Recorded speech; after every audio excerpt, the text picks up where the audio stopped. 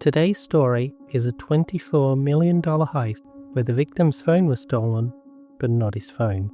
This is the true crime podcast that keeps you safe from scams, hacks, and frauds. And today we're talking SIM swap fraud.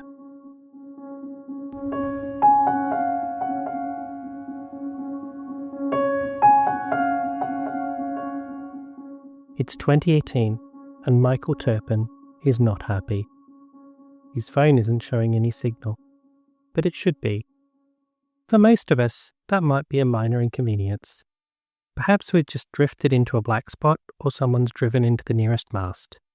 It's irritating, but not a disaster. But Michael is worried. Last year a fraudster contacted his providers, AT&T and T-Mobile, pretending to be him, and managed to get them to issue brand new SIM cards linked to his phone numbers. From this, they accessed his Skype account and fooled a client of his into sending them some of their cryptocurrency. This is a type of scam we call SIM swap fraud. Traditionally, a SIM card is a microchip, about the size of a chip on a credit or debit card. The job of the SIM card is to tell your phone who it is. Your phone number is linked to the SIM card serial number. If you remove your SIM card from one phone and insert it into another, your phone number should follow you to the new phone. Newer phones have an eSIM instead, which gets rid of the card and replaces it with a bit of computer code, but the principle remains the same.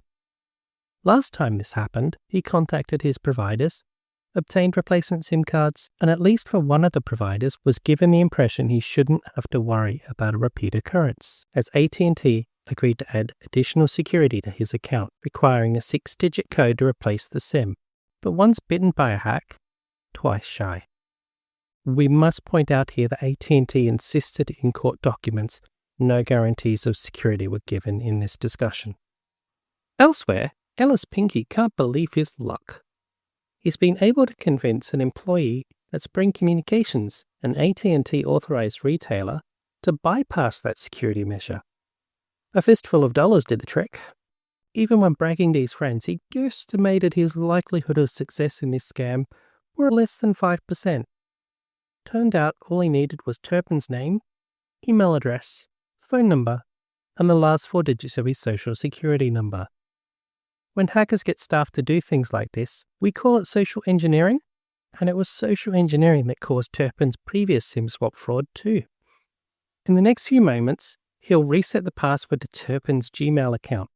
Once he has control of his email, he'll use that as a springboard to access his Microsoft OneDrive account, using a code sent to his phone to grant him access. After a bit of searching, he finds Michael's cryptocurrency logins in the OneDrive account's trash folder. A little light hacking, and Ellis is now $24 million richer. Not many 15-year-olds can claim to be a literal overnight millionaire. How exactly those details ended up in the trash is an interesting story, as Turpin did seem to be aware of the risk of scams, hacking attempts, and fraud. Turpin didn't just keep the logins to his crypto wallet lying around. Turpin kept them offline on encrypted USB sticks, which he kept in a safe. When he needed to log in, he would connect the stick and copy the login he needed into a blank document stored on his computer, and then paste that into the website he was using and delete the file. He didn't realize that OneDrive was backing up that blank document or his computer's trash folder. He didn't realize that backups were happening at all.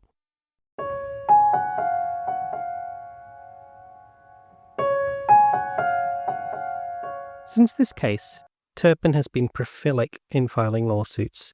He has sued Pinsky, sued those who helped Pinsky, and a case is ongoing in which he's suing AT&T. He's had judgments awarded in his favor of over $200 million. However, it's unclear exactly how much he's been able to collect. Whether the people who have been sued have the money to pay is something I haven't been able to confirm.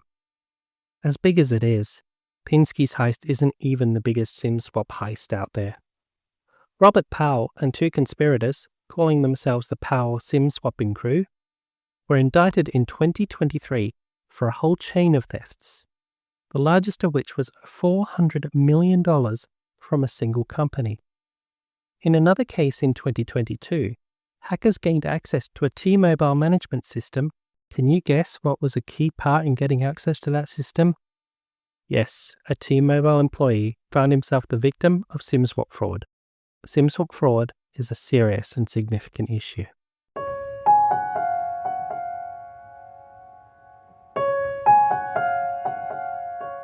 In previous shows, we've discussed multi-factor authentication, also known as two-factor authentication, extensively. We stand by our advice that you should use this whenever possible. Whilst using text messages to your phone to obtain the additional login code required is better than nothing, it does leave you vulnerable to this type of scam.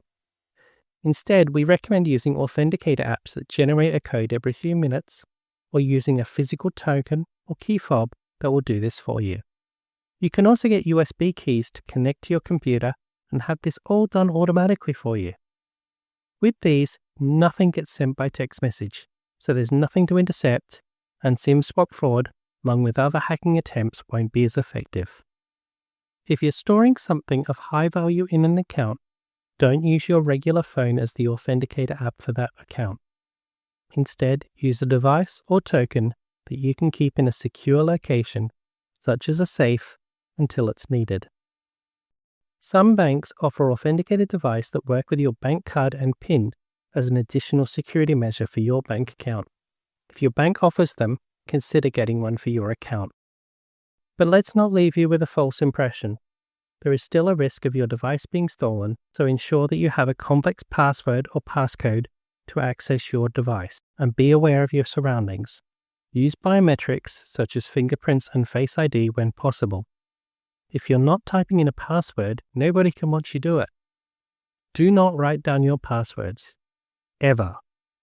If you need to store them, use a password manager app that keeps all your information encrypted. Keeping them encrypted helps keep them safe from hacks.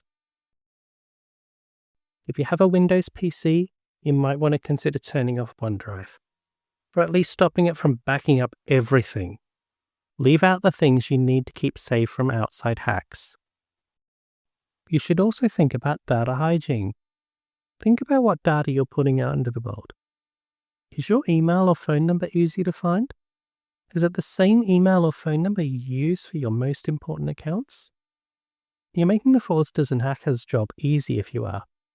Some VPN providers and Apple now offer private email relay services you can use to avoid sharing your email address. There is some news for AT&T customers.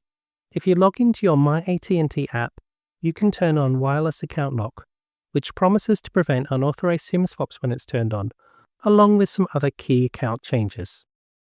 Anytime this setting is changed, you'll receive an email notifying you of the change. However, in their FAQ, AT&T does advise that they can remotely turn this off, including in store. Although an ID is supposed to be required to do this, it was only a few $100s that turned Pinsky scam from a dud into a success. I've been C, and this has been Scams, Hacks and Frauds, the true crime podcast that keeps you safe from scams, hacks and frauds. If you've enjoyed the show, click like, leave us a review, and be sure to share it with everyone you know so they can stay safe too.